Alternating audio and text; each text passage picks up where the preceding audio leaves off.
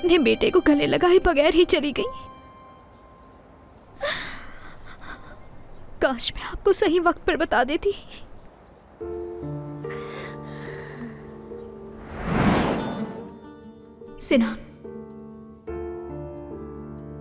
सिनान ही आपका बेटा है।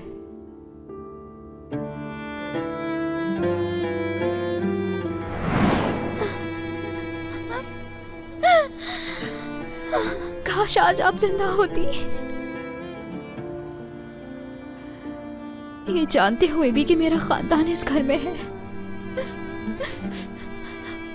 मैं आपको ही चुनती।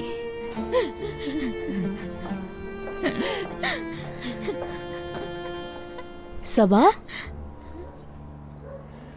तुम रो क्यों रही हो बताओ?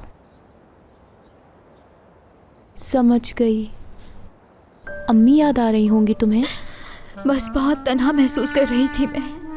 कोई नहीं है मेरा इस दुनिया में। बिल्कुल गलत कहा तुमने। मुझे देखो, मैं हूँ, मैं तुम्हें कभी भी अकेला नहीं छोड़ूंगी, ठीक है? मुझे बिल्कुल अपनी बड़ी बहन की तरह समझो। शुक्रिया मीने अब्बा।